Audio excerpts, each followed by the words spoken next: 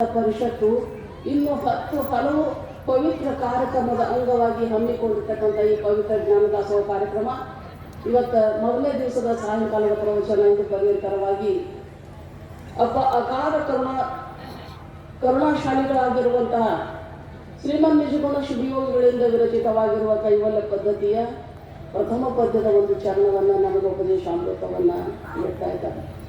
ಬಹಳ ಸುಂದರವಾಗಿರ್ತಕ್ಕಂಥ ಉಪದೇಶ. ಸಾಮಾನ್ಯವಾಗಿ ಮನುಷ್ಯ ಪುಣ್ಯ ಪಾಪದ ಲೆಕ್ಕ ಇಲ್ಲದೆ ಜೀವನ ನಡೆಸ್ತಾನೆ. ಅದ್ರ ಪ್ರತಿಫಲ ಏನಾಗ್ತದೆ ಅನ್ನೋದು ಗೊತ್ತಾಗಂಗಿಲ್ಲ. ಅದಕ್ಕೆ ನಮಗೆ ಎಚ್ಚರ ಕೊಡ್ತಾರೆ ಮಹಾತ್ಮರು. ಅದ್ರ ಪ್ರತಿಫಲ ಏನದ ಅದಕ್ಕೆ ನೀನು ತಿಳಿಲಾರ್ದಂಗ ಮಾಡಕ್ಕೆ ಹೋಗ್ಬೇಡಪ್ಪ. ಪುಣ್ಯ ಏನು ವೇದ ವಿರುದ್ಧವಾಗಿರ್ತಕ್ಕಂಥ ನಿಷಿದ್ಧ ಕರ್ಮ ಜನಿತ ಏನು ಅದ ಉತ್ಪತ್ತಿ ಆಗ್ತದ, ಅವ್ಯವಹಿತ ಉತ್ತರಕ್ಷಣದೊಳಗೆ ಉತ್ಪತ್ತಿ ಆಗ್ತದ, ಅದಕ್ಕೆ ಪಾಪ ಅಂತಾರ. ಪುಣ್ಯ ಕರ್ಮದ ಅವ್ಯವಹಿತ ಉತ್ತರಕ್ಷಣದೊಳಗೆ ಏನು ಉತ್ಪತ್ತಿ ಆಗ್ತದ ಅದಕ್ಕೆ ಪುಣ್ಯ ಅಂತಾರ. ಈ ಪುಣ್ಯದ ಫಲ ಏನದ ಅಂದ್ರೆ ಪುಣ್ಯದ ಫಲ ಸುಖ ಅದ, ಪಾಪದ ಫಲ ದುಃಖದ. ನೀ ತಿಳಿಲಾರ್ದಂಗ ನೀ ಹಂಗ ಜೀವನ ನಡೆಸಬೇಡ. ಯಾಕಂದ್ರೆ ಪುಣ್ಯ ಇತ್ತು ಅಂದ್ರೆ ನಿನ್ನ ಸಂಸಾರ ಸುಖಿ ಆಗ್ತದ, ನಿನ್ನ ಜೀವನನು ಧನ್ಯ ಆಗ್ತದೆ. ನಿನ್ನ ಮನೆಯಾಗ ನಿನ್ನ ಸಂಸಾರದಾಗ ಎಲ್ಲರೂ ಅನುಕೂಲ ಆಗಬೇಕಾದ್ರೆ ನಿನ್ನ ಪುಣ್ಯನೇ ಬೇಕು. ನೀನು ವ್ಯವಹಾರದಾಗ ನಿನಗೆಲ್ಲ ಅನುಕೂಲ ಆಗಬೇಕಾದ್ರೆ ನಿನ್ನ ಪುಣ್ಯನೇ ಬೇಕು. ಪುಣ್ಯ ಅಂದ್ರೆ ಕೆಲಸ ನಡೆಯಂಗಿಲ್ಲ. ನೀ ಪರಮಾತ್ಮೊಳಗೆ ಪ್ರವೇಶ ಆಗಬೇಕಾದ್ರೆ ಪುಣ್ಯನೇ ಬೇಕು. ಅದಕ್ಕೆ ನಿಜಗೊಂಡು ಹೇಳಿದ್ರು, ಬಳಿಕ ಭವತೋ ಸುಕೃತವು ಅನೇಕ ಫಲಿಸಲು ಪುರುಷಂಗಹುದು ವಿವೇಕ. ನಿನಗೆ ವಿವೇಕ ಉತ್ಪತ್ತಿ ಆಗಬೇಕಾದ್ರೆ ಜನ್ಮಾಂತರದ ಪುಣ್ಯ ಇದ್ರನ್ನ ಪರಮಾತ್ಮವಾಗ ಪ್ರವೇಶ ಆಗುವಂಥ ವಿವೇಕ ಉತ್ಪತ್ತಿ ಆಗ್ತದಂತ ಹೇಳ್ತಾನೆ ಮಹಾತ್ಮರು. ಇಷ್ಟೆಲ್ಲ ಭಗವಂತ ಹೇಳ್ತಾನೆ, ನೀ ಭಗವದ್ ಪ್ರೇಮದೊಳಗೆ ನಿರಂತರ ಇರಬೇಕಂದ್ರೆ ಬಹಳ ಸುಂದರವಾಗಿರ್ತಕ್ಕಂಥ ಒಂದು ಮಾತು ಹೇಳ್ತಾನೆ. ಅದಕ್ಕೆ ಏನು ಅಂತ ಕೇಳಿದ್ರೆ, ಯೇಷಾಂ ತ್ವಂತಗತಂ ಪಾಪಂ ಜನಾನಾಂ ಪುಣ್ಯಕರ್ಮಣಾಂ ತೇ ದ್ವಂದ್ವ ಮೋಹ ನಿರ್ಮಕ್ತ ಭಜಂತೆ ಮಾಂ ದೃಢವ್ರತಾಃ. ಬಹಳ ಸುಂದರ ಮಾತು. ಯಾರು ದುರಿತ ಕರ್ಮ ಇಲ್ದೇ ಪುಣ್ಯ ಕರ್ಮಗಳನ್ನು ಮಾಡ್ತಾ ಹೋಗ್ತಾರ ಅವ್ರು ಏನಾಗ್ತಾರಂದ್ರೆ ದ್ವಂದ್ವ ಮೋಹ ನಿರ್ಮುಕ್ತ ಭಜಂತೆ ಮಾಂ ದೃಢವ್ರತಾಃ. ಪರಮಾತ್ಮನ ದೃಢಭಾವದಿಂದ ಭಜಿಸ್ತಾನಂತ ಆ ಪುಣ್ಯಾತ್ಮ. ಪುಣ್ಯನೇ ಬೇಕಾಗುತ್ತೆ. ಭಗವದ್ ಪ್ರೇಮ ಹುಟ್ಟಬೇಕಾದ್ರೆ ಪುಣ್ಯನೇ ಬೇಕು. ಪರಮಾತ್ಮನ ನಾಮ ಬಾಯ ಬರಬೇಕಾದ್ರೆ ಪುಣ್ಯನೇ ಬೇಕು. ನೀನು ಜೀವನದಾಗ ಯಶ ಪಡ್ಕೋಬೇಕಾದ್ರೆ ಪುಣ್ಯನೇ ಬೇಕು. ಮಹಾತ್ಮರ ದರ್ಶನ ಆಗಬೇಕಾದ್ರೆ ನೀನು ಪುಣ್ಯನೇ ಬೇಕು. ಇಲ್ಲಾಂದ್ರೆ ಮಹಾತ್ಮರ ದರ್ಶನ ಆಗಂಗಿಲ್ಲ. ಮಹಾತ್ಮರ ದರ್ಶನ ಅಂದ್ರೆ ಪುಣ್ಯ ಬೇಕ್ರಿ. ಪುಣ್ಯ ಇಲ್ಲದೆ ಆಗಲ್ಲ. ಪುಣ್ಯದ ಕಣ್ಣಿನಾಗ ಮಹಾತ್ಮರ ದರ್ಶನ ನೋಡಿ ಆನಂದ ಆಗ್ತದ, ಹೃದಯ ಹರಿಸ್ತದ, ಹೃದಯ ಆನಂದದಿಂದ ಹರ್ಷೋದ್ಗಾರ ಆಗ್ತದ ಅವನೊಳಗ. ಇದು ಪುಣ್ಯ ಅದ ರೀ, ದೊಡ್ಡ ಪುಣ್ಯ ಅದ. ಆಗಲೇ ಹೇಳಿದ್ರು ಪುಣ್ಯ ಒಂದು ರೀತಿ ನಮ್ಗೆ ಸಿಗಂಗಿಲ್ಲ, ಅನಂತ ಪ್ರಕಾರದ ಪುಣ್ಯ ಅದ. ಪರೋಪಕಾರ ಮಾಡಿದ ಪುಣ್ಯ ಅಂತ ಯಾರು ವ್ಯಾಸ ಬರೆದಂತ ಬಹಳ ಚಂದ ಮಾತಾಡ. ಅಷ್ಟಾದಶ ಪುರಾಣೇಶು ವ್ಯಾಸಸ್ಯ ವಚನದ್ವಯಂ ಪರೋಪಕಾರಾಯ ಪುಣ್ಯಾಯ ಪಾಪಾಯ ಪರಪೀಡನಂ. ಇನ್ನೊಬ್ಬರಿಗೆ ತೊಂದರೆ ಮಾಡಿದ್ನೇ ಪಾಪದ, ಪರರ ಉಪಕಾರ ಮಾಡಿದರೆ ಪುಣ್ಯ ಅಂತ ಮಹಾತ್ಮ ಹೇಳ್ತಾರಲ್ಲ. 18 ಪುರಾಣಗಳ ಸಾರ ಹೇಳ್ತಾರೆ. ಅದಕ್ಕೆ ನಮಗೆ ಗೊತ್ತು ಬಹಳ ಸುಂದರ ಮಾತಿದು. ಪುಣ್ಯನೇ ಮಾಡು, ದುರಿತ ಕರ್ಮವನ್ನು ಒಲ್ಲದಿರು. ಪಾಪ ಕೆಲಸ ನೀನು ಒಲ್ಲನಿಸಿರ್ಬೇಕು. ಒಲ್ಲನಿಸರು ಮಾಡಕ್ಕೆ ಹೋಗಂಗಿಲ್ಲ ಮನುಷ್ಯ. ನೀ ಪುಣ್ಯ ನೀ ಹರ್ಷಿತಾಗಿ ಮಾಡಬೇಕು. ಕಾಯ ವಾಚ ಮನಸ ಈ ಪುಣ್ಯ ಕರ್ಮವನ್ನು ಮಾಡಿದರೆ ಪುಣ್ಯದ ಫಲದಿಂದ ನೀನು ಬಹಳ ಎತ್ತರದ ಸ್ಥಾನವೂ ಸಿಗ್ತದ. ಜೀವನದಾಗ ಸುಖಿನೂ ಆಗ್ತೀವಿ. ನಿನ್ನ ಪುಣ್ಯದಿಂದ ನಿನ್ನ ಒಳಗಿನ ಪಾಪ ತಾಪ ದೋಷಗಳೆಲ್ಲ ಹಾಗೆ ಹೋಗ್ತಾವ. ಜೀವನದೊಳಗೆ ನಿತ್ಯ ತೃಪ್ತನಾಗಿರ್ಲಿಕ್ಕೆ ಪುಣ್ಯದಿಂದನೇ ಬರ್ತದನ್ನೋ ಮಾತನ್ನು ಹೇಳ್ತಾರ ಮಹಾತ್ಮರ. ದರ್ಶನ ನೋಡಿರಲಿಲ್ಲ ಆಗಲೇ ಪೂಜೆ ಹೇಳಿದ್ರು.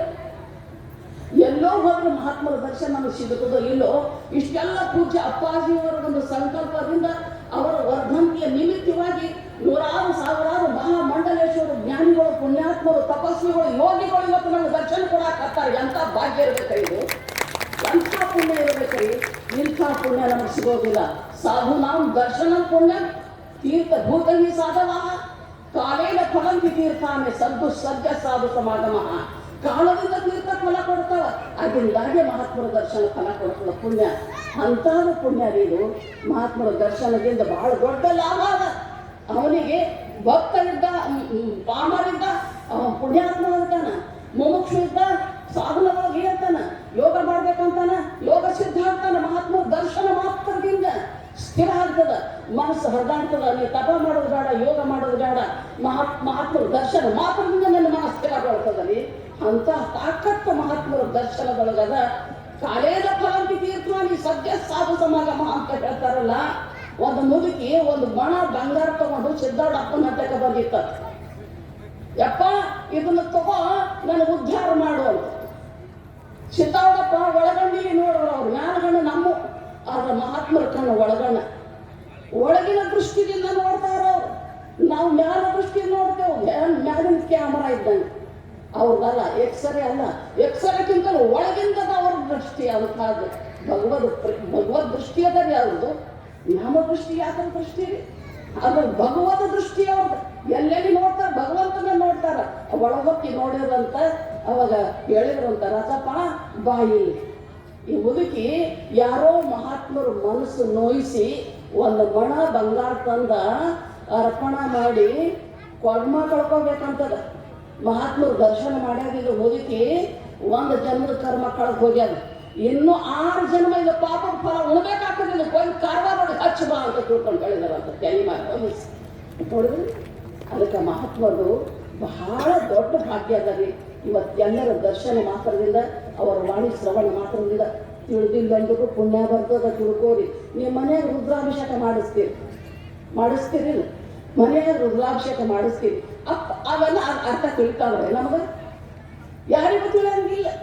ಆಗ ಎಷ್ಟು ನಮ್ಮ ಪುಣ್ಯ ರೀ, ನಮ್ಮ ಭಾಗ್ಯ ರೀ. ಇವತ್ತು ರುದ್ರಾಭಿಷೇಕ ಆಯ್ತು ನೋಡ್ರಿ, ಎಷ್ಟರ ಭಾವನಾದಿಂದ ಅಂತಿರಲ್ಲ.